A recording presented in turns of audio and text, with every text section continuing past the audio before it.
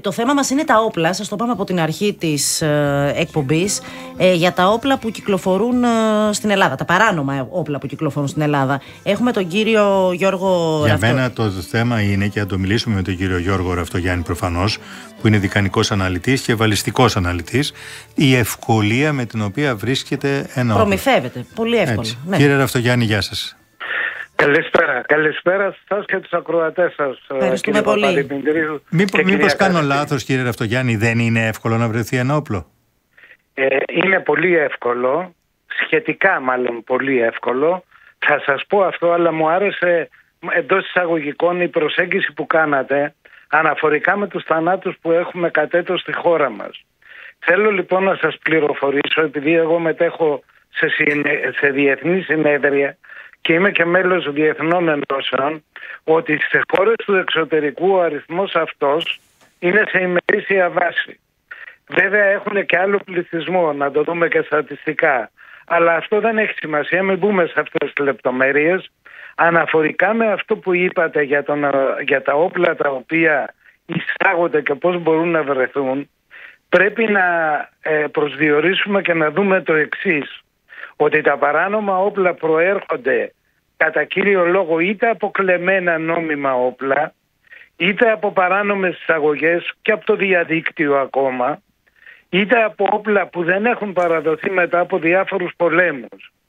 Ξέρετε, στις χώρες οι οποίες ήταν δίπλα μας υπήρξαν σειράξεις, πόλεμοι, υπήρξαν πάρα πολλά παράνομα όπλα τα οποία δυστυχώς εισάγονται στη χώρα μας.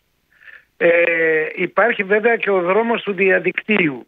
Εγώ δεν θα μπω σε αριθμολογία και να πω υπάρχουν 1.000 παράνομα όπλα, 800.000 παράνομα όπλα ή 2 εκατομμύρια παράνομα όπλα, γιατί είναι παρακινδυνευμένο επειδή δεν έχουμε στοιχεία.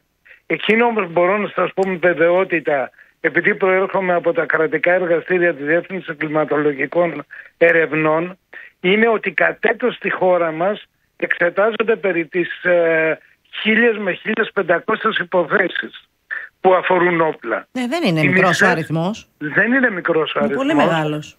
Ναι, αλλά πρέπει να δούμε γιατί όπλα λέμε. Αυτά είναι ημερήσια. Ναι, γιατί όπλα μιλάμε, δηλαδή τι τύποι είναι? Τα όπλα τα οποία μιλάμε, σε ένα ποσοστό 30% είναι κυνηγετικά όπλα, τα οποία το περισσότερο εξ αυτών είναι νόμιμα, απλώς χρησιμοποιούνται σε έκνομες ενέργειες. Για τα παράνομα. Και τα υπόλοιπα, τα παράνομα είναι πιστόλια και τυφέκια, είναι όπλα χειρός. Πιστόλια, περίστροφα, τυφέκια, Καλάζνικοφ κατά κύριο λόγο. Το Καλάζνικοφ δεν είναι απλό τυφέκιο. Ναι, ακριβώς. Μην το λέτε έτσι, κύριε Ραφτογιάννη. Είναι επαναληπτικό όπλο, είναι killing machine.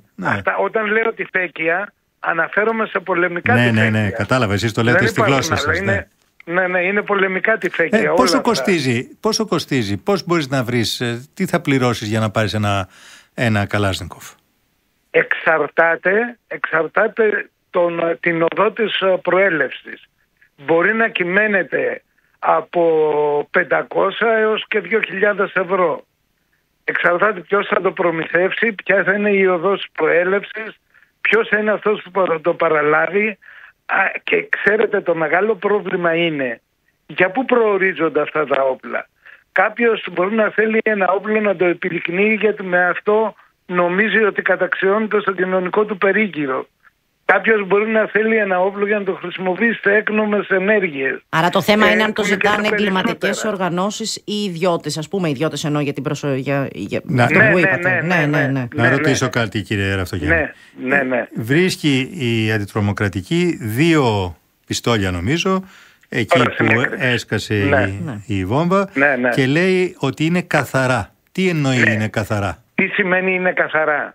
Όταν έρχεται ένα όπλο στη Διεύθυνση Κλιματολογικών Ερευνών, γίνονται βολές με αυτό και μπορούμε από τους κάλικες και τις βολίδες που βάλει και τους κάλικες που απορρίπτει, να το εξετάσουμε με το αρχείο εκκρεμών υποθέσεων.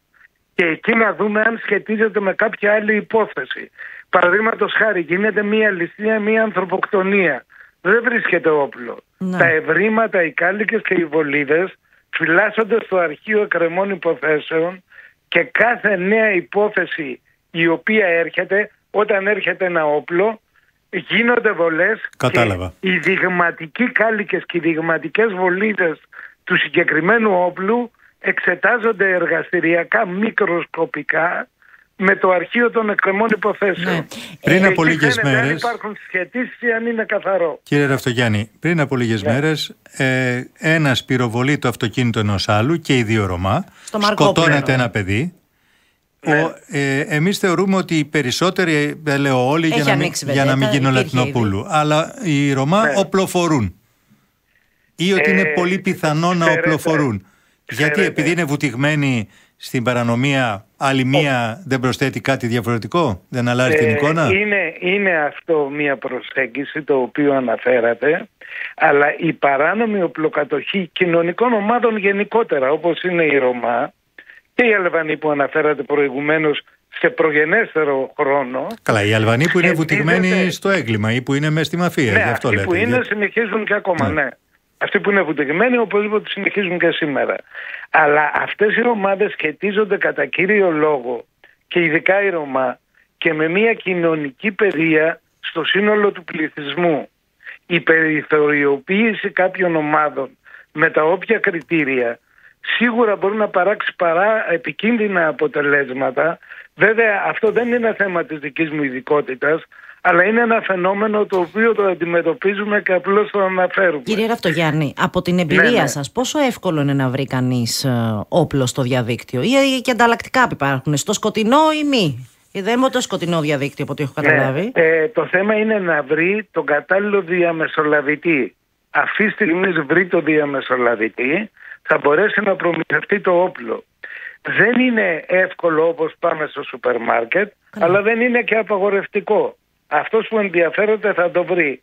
Βέβαια να ξέρετε ότι όσοι κάνουν αναζητήσεις μέσω του διαδικτύου, υπάρχει ειδική ομάδα που το ελέγχει και υπάρχουν πάρα πολλοί που έχουν πάει κατηγορούμενοι για αυτές τις αναζητήσεις για τις επιδείξεις όπλων. Πάλι καλά, ετοιμαζόμουν να σας ρωτήσω γι' αυτό. Ναι. Όπως έχουν πάει κατηγορούμενοι και κάποιοι οι οποίοι επέδειξαν ότι έτρεχαν, επειδή αναφερθήκατε και στο Ροκαία, με 200 χιλιόμετρα και φωτογράφησαν το κατεράν του αυτοκινήτου.